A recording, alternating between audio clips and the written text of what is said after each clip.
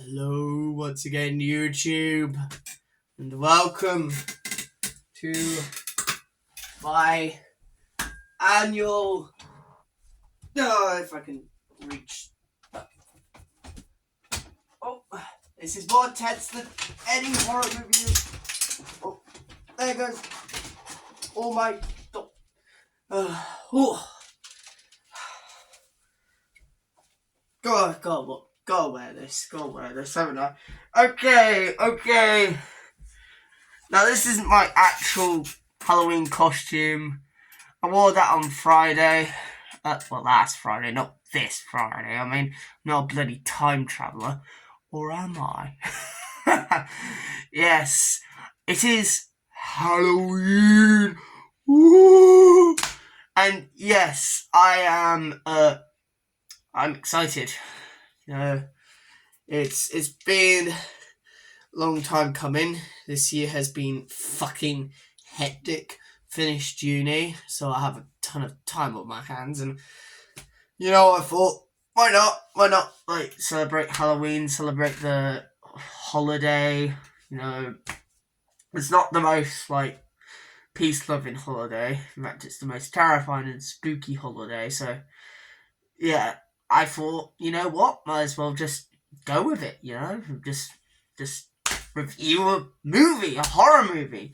Now, I was debating with myself what horror movie to review, but I realised I haven't reviewed a Friday the 13th film since 2016, which is an error I need to correct. And I feel like I must correct it with the 2009 remake of Halloween. Now, this was... not Halloween. Fucking hell. Can you tell I'm tired? Okay, with the 2009 remake of Friday the 13th. Yes. Now, this is not a remake of the original Friday the 13th. Okay? Let's get that cleared up straight away, because that film's never gonna get a remake. And I'm very annoyed wearing this blooming mask. I mean, it's a really cool mask and all, but like, it's a bit uncomfortable to wear, so let's throw that in the garbage, So yes, this isn't a remake of the third and kind of the fourth film, with a bit of two, because he wears the sack head at the beginning, but he's not wearing the hillbilly overalls that he does in number two. Instead, he's wearing the regular, like, homeless look that Jason's known for in the 21st century, basically. And yeah, this was meant to be the gritty, dark reboot of the Friday the 13th franchise, after it went to space and fought Freddy and fought a Carrie knockoff and went to Manhattan, spent most of the time on a boat, and also was an imposter and turns into a zombie, and also had a reference to the Evil Dead with the Necronomicon for some fucking reason. I don't know. It was a confusing thing. Jason Goes to Hell has bodies, like body possession for some reason. He's just a regular guy in the woods, man. I can buy Frankenstein, I can buy Carrie, I can buy Freddy, but body possession? Jason being a deadite? Nah, that's a bit far-fetched for me, okay? I know that sounds fucking ridiculous, since, these films have been garbage. But they're fun garbage, They're not, like, garbage you don't want to watch. They are sex, violence, and Jason being a badass, and stupid teenagers getting themselves killed. That is basically the whole core appeal of the Friday the 13th franchise. Jason is a badass. Not children. Teenagers getting killed. Hot, sexy women with boobs and over the age of 18, of course. Because if they're under, then it's fucking weird, isn't it? That's why you don't see any actual children in the camps outside of the one that has the least amount of nudity in it. So, yeah. But this one, the remake, has the most amount of nudity. And also part 5 as well. And maybe like part 9 and part 8 as well, because you have that lady who's naked and she gets stabbed in the mirror. She cracks a mirror because, get it, unluckiness. Ooh. You can tell part 8 was really, really clever. And by really clever, we mean really stupid.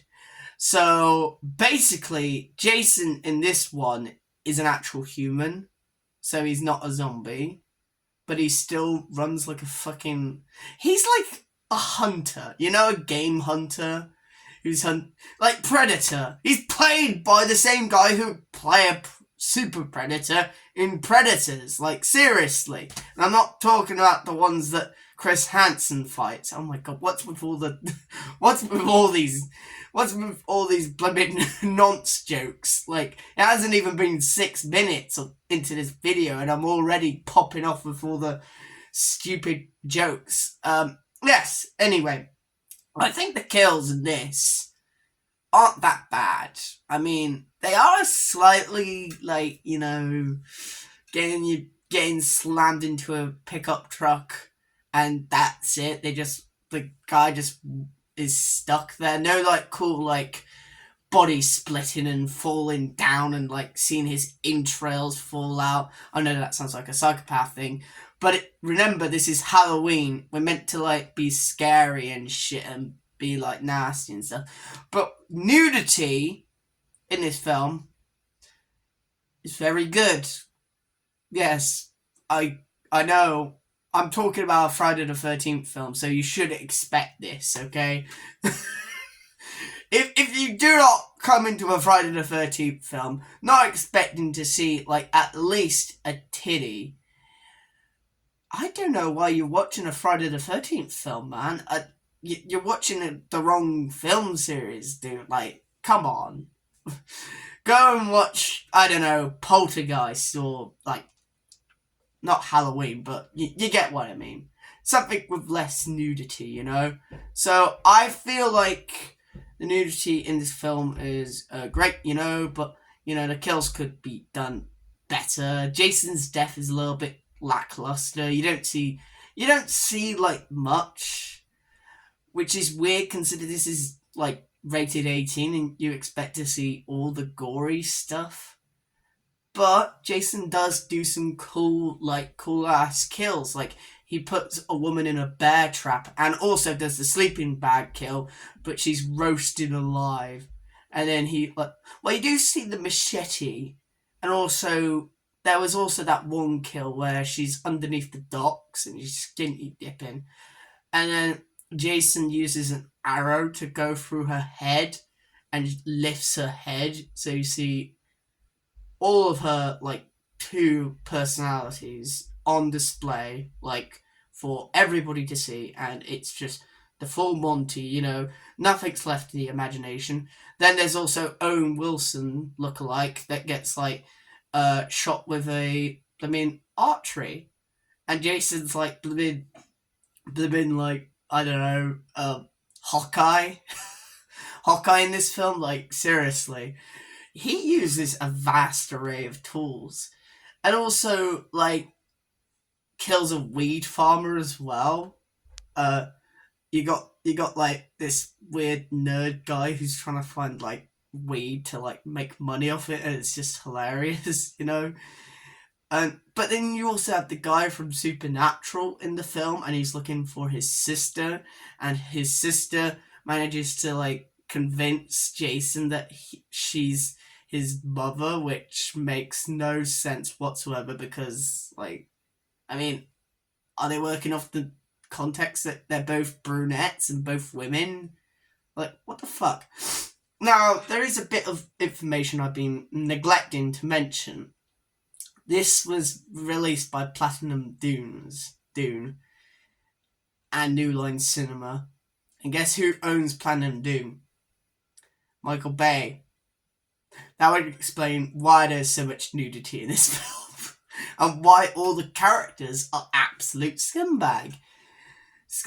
Except for the Supernatural guy and, like, the main like the main human antagonist's like girlfriend seems to be really into I think his name's Clay or something. Or something, I don't know. Let's just call him the guy from Supernatural and be done with it. But yeah, you have sort of a rivalry. Of course, the main bully guy gets the lamest kill because of course he does. But yeah, visually speaking, this is probably one of the better Friday the 13th. And also there is some like atmospheric scenes where you see like where they're walking about in the dark and then Jason is slowly emerges from like sort of a sheet and then grabs hold of a lady. It's like she doesn't know what's going on, and you know, like there's some intense scenes in there. That you even have an underground lair, which kind of explains why Jason can like appear from one place to another. And then also you see like scenes where Jason's raging, sort of like giving him a bit of character. There's a bit of character in there.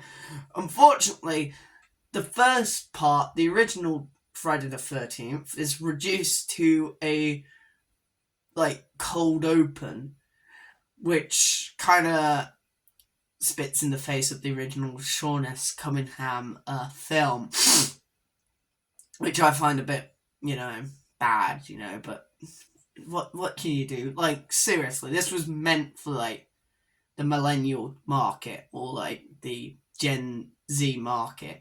Because I know a few people my age who really like this film because it was the Friday the 13th they grew up on. And yes, I did just say grew up on because kids do not care about the age rating system, okay? Kids will play Call of Duty even if it's rated 16, okay? And Halo Reach and like all the and watch horror movies like Friday the 13th. And yeah, I can't blame this film looked interesting when I first saw the trailers. Jason is just so terrifying in this film. It's probably the most terrifying he's ever been since like part 7, really. Part 7 was probably the most scariest looking Jason. But this one has that ugly like look that he had in part 2 with the unmasked face. Yeah, he didn't look like a looker in this film, nah. Well, in most films he doesn't, but some films he looks pretty kick-ass, like in 6 and 7. Yeah. Then he turned him into an alien. As you can tell, there isn't much like plot in the film. They just have to survive, and like Jason picks them off one by one. And there's some funny jokes. You have your typical like stereotypical horror movie characters. Some of them are more fun to watch than others. I mean, there was an Asian actor in there that I found particularly hilarious. Also quite like the black dude, but that's because I usually like the black guys in horror movies. They're always the funny ones. I mean, think of the guy from the Michael Jackson looking guy from Blue in part 5, and he's shitting. He had enchilada, those damn enchiladas, and he's singing with his girlfriend whilst he's in an outhouse, and then he gets stabbed by fake Jason. Man, you never get that kind of stuff these days. And that's the thing, like, this film, the remake, it's a lot more edgier, a little bit more darker lit, and has a very summer vibe to it. So really, it doesn't really make sense why I'm reviewing it now, but it's got nice cinematography. They really communicate the horror of being stalked by Jason. But the thing is, you don't see slasher movies as much like these as much as like nowadays. I mean, you do see like Scream and like Halloween, but all of them have to have like some like dramatic plot and actually be like really scary instead of having fun asshole characters getting picked off one by one. I mean, Scream's whole thing is being like self-aware. Same with Halloween. It's all got to be super serious, and that's what I think is the problem with modern horror. in my opinion, it's too serious. And yes, I know it's meant to be scary. I mean, you're meant to be scared, but personally, my favourite horror movies are just, like, the funny ones.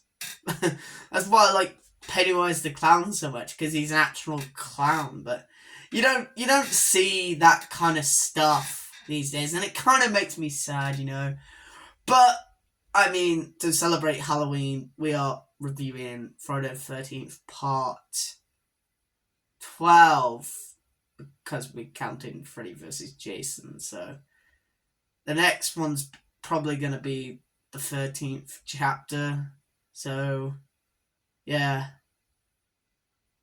Still waiting for it. Any day now. It's been over 10 years since the remake. We could do with it. I just wish Sean S. Cunningham would release it. Well, I mean, there is an Actors Guild strike going on right now, but what can you do? People not getting paid enough for their jobs or something. I don't know. That always happens, There's so many strikes nowadays. It's unbelievable. You hear a strike every day. It's like, what the fuck can you do, eh? But yeah, Friday the 13th part, whatever, the remake, the 2009 remake. It's got good kills. Some of them are a little bit lackluster. Characters are barely non-existent, except for the guy from Supernatural. He's alright. And also the Asian and the black guy are pretty funny. And I quite liked it. And, the nerd discovering the weed. There was fun, scenes, But overall, it's like, if I was gonna grade it as a normal movie, not as a Friday the 13th, some B movie, slasher movie, I would give it a 5 out of 10. But since this is a Friday the 13th movie, I would probably bump up that 5 to a 8. The 8 is for the fact there's not that many impressive kills, really. That there's some cool kills in there, of course, and don't get me wrong, but I just wish there was a little bit more creativity, the the sleeping bag kill from part 7, or just Jason just putting his hand through a man's chest, or lobbing a man's head and then it goes into the trash. Or I don't know, oh god, the blooming bed sandwich kill from Freddy vs. Jason, that one was pretty good. And of course the corkscrew one from part 4, which was pretty cool as well. And then him slashing 3 paintballers, that was nice. But you don't get anything as impressive as that outside of the full Monty arrow kill. That was pretty cool, but yeah. It is basically just the original 3 movies, just with a new coat of paint, really, so that's why it gets an 8 out of 10. It's still enjoyable, but, could be a little bit more original, And that is my review of the remake of Friday the 13th. I hope you enjoyed it, and happy Halloween. I hope you get lots of treats and all that, and type 2 diabetes. I hope you don't actually get that, okay? let eat responsibly, okay? Don't vomit, okay? Unless you're, cosplaying as blooming Reagan from The Exorcist, the original one, not the new remake, because new remake reminds me way too much of the song by Imagine Dragons, Believer, and also the song by blooming Smash Mouth. Well, not Smash Mouth, the Monkeys, yeah, Anyway, I have been your host for this evening, Robert Lewis.